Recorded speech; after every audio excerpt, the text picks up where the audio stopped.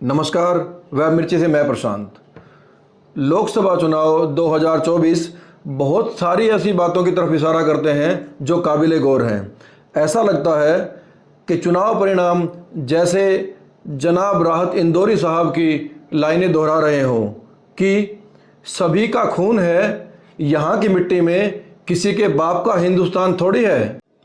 चुनाव परिणाम बताते हैं कि जिन्हें सरकारें राष्ट्र विरोधी बताते हुए जेलों में डाले हुए हैं, उन्हें ही जनता ने राष्ट्र को संभालने की जिम्मेदारी दे दी है। इसके अलावा धर्म के नाम पर ध्रुवीकरण को भी काफ़ी हद तक इस चुनाव में जनता ने नकार दिया है।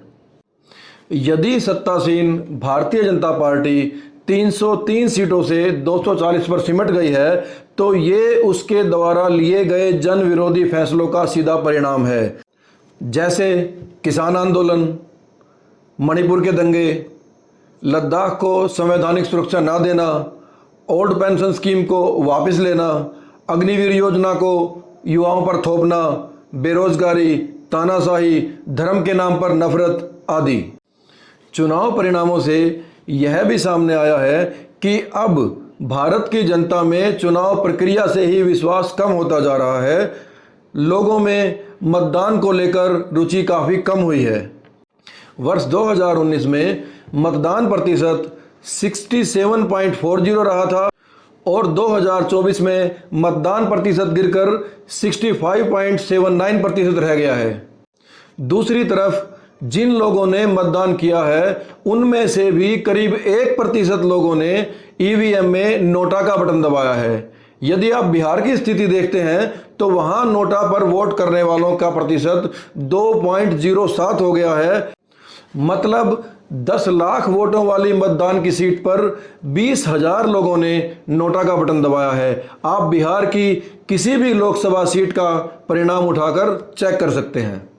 यदि हम किसान आंदोलन का इस चुनाव पर असर देखें तो पंजाब की सभी 13 लोकसभा सीटों और साथ लगते हरियाणा की 2 सीटों हिसार व सिरसा से भारतीय जनता पार्टी का पूरी तरह सफाया हो चुका है।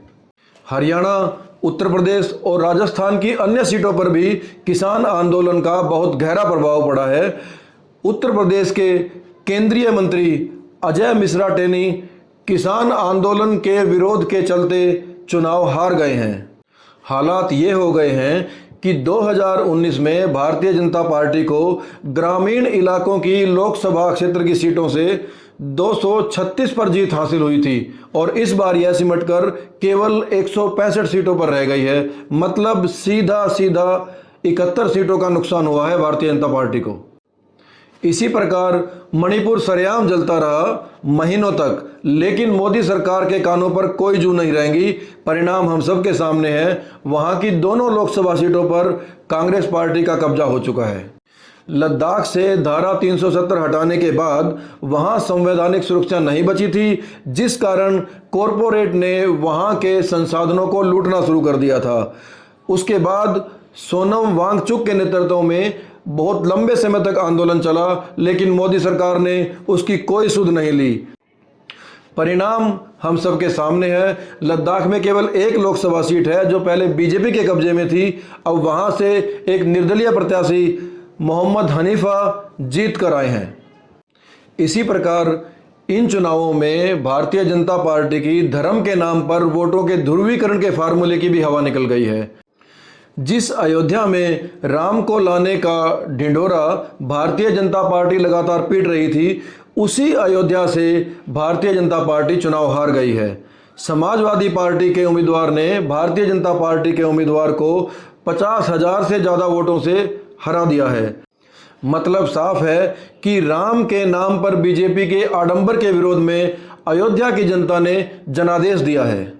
ध्यान देने वाली बात है कि बीजेपी केवल अयोध्या से ही नहीं हारी है, बल्कि चित्रकूट, रामटेक, नासिक, रामेश्वर, खाटू श्याम जी, सालासर, रानी सती, मेहंदीपुर बालाजी आदि क्षेत्रों से भी भारतीय जनता पार्टी को हार का मुंह देखना पड़ा है। पश्चिम बंगाल में जिस संदेश खाली गांव के मामले में भारतीय जनता पार्टी ने दुष्कर्म की झूठी अफवाह से नफरत फैलाने की साजिश की थी, वहां की जनता ने भी भारतीय जनता पार्टी की नफरत की राजनीति को नकार दिया है।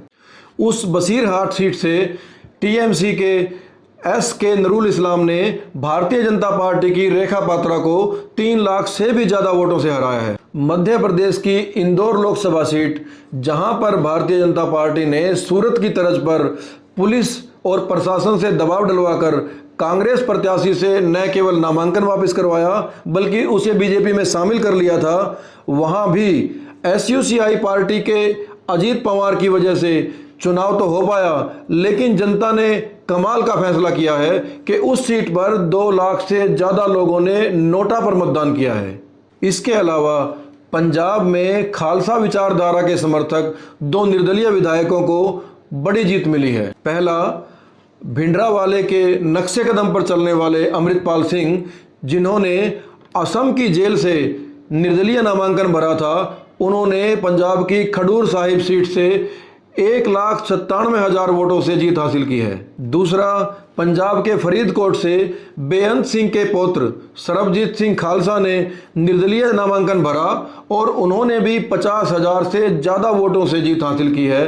बेअंत सिंह खालसा ने भिंडरावाले की मौत के बाद प्रधानमंत्री इंदिरा गांधी की गोली मारकर हत्या कर दी थी। देश भर में 2 प्रत्याशी ऐसे हैं जिन्होंने जेल से चुनाव जीता है और वो भी निर्दलीय है। पहला, पंजाब से अमृतपाल सिंह, दूसरा जम्मू कश्मीर से अब्दुल रशीद शेख। अब्दुल रशीद शेख ने जम्मू कश्मीर की बारामूला सीट से वहां के मुख्यमंत्री रह चुके उमर अब्दुल्ला को 2 लाख से भी ज्यादा वोटों से हराया है। अब्दुल रशीद शेख को इंजीनियर रशीद के नाम से भी जाना जाता है। वो 2019 से नेशनल सिक्योरिटी एक्ट के तहत दिल्ली की तिहाड़ जेल में बंद हैं। इसी प्रकार दलित बहुजन अधिकार कार्यकर्ता चंद्रशेखर रावण ने उत्तर प्रदेश की नगीना सीट से भारतीय जनता पार्टी के प्रत्याशी को 1.5 लाख से भी ज्यादा वोटों से हरा दिया है। चंद्रशेखर ने आजाद समाज पार्टी काशीराम से चुनाव लड़ा था। यहां ध्यान देने वाली बात यह है कि दलित बहुजन के मुद्दों पर लंबे समय से राजनीति करने वाली बहुजन समाज पार्टी को देश भर से एक भी सीट नहीं मिली है। यदि हम भारतीय जनता पार्टी के चुनावी दुर्ग कहे जाने वाले उत्तर प्रदेश के चुनाव परिणाम देखें तो भारतीय जनता पार्टी 80 में से केवल 33 लोकसभा सीट ही जीत पाई है। यहां दिलचस्प बात यह है कि बीजेपी 16 ऐसी सीटें जीती है जहां उनकी जीत का अंतर बहुजन समाज पार्टी के प्रत्याशियों को मिले वोटों से काफी कम है। मतलब साफ है कि बहुजन समाज पार्टी के कारण बीजेपी 16 ऐसी सीटें जीत पाई है, वरना तो भारतीय जनता पार्टी उत्तर प्रदेश में केवल 17 सीटों पर ही सिमट कर रह जाती। इसके बावजूद यूपी में भारतीय जनता पार्टी के बुरे प्रदर्शन को अमित शाह योगी आदित्यनाथ के कारण बता रहे हैं। दूसरी तरफ योगी हार का कारण अमित शाह द्वारा टिकटों का गलत वितरण बता रहे हैं। इन घटनाओं के अलावा दिल्ली, मध्य प्रदेश, हिमाचल, गुजरात, उड़ीसा और छत्तीसगढ़ के चुनाव परिणाम तो चुनाव प्रणाली पर ही संदेह पैदा करने वाले हैं। इन लोकसभा सीटों पर भारतीय जनता पार्टी को न केवल जीत मिली है बल्कि हर सीट पर जीत का अंतर लगभग 1 लाख वोटों से ज्यादा का है, जबकि ऐसा बिल्कुल नहीं है कि इन राज्यों में भारतीय जनता पार्टी का विरोध ना हो। खैर, विचार करते रहिए, क्योंकि जिस तरह से चंडीगढ़ के मेयर चुनाव, सूरत और इंदौर के लोकसभा चुनाव में भारतीय जनता पार्टी ने पुलिस व प्रशासन का आपराधिक इस्तेमाल किया है, जिस तरह से सुप्रीम कोर्ट ने ईवीएम के मामले में लगभग आंखें ही मूंद ली हैं, जिस तरह से चुनाव आयोग पर हजारों मामलों में भ्रष्टाचार के आरोप लगे हैं, तो ऐसे में देश की चुनाव प्रणाली में कुछ भी किया जाना संभव है।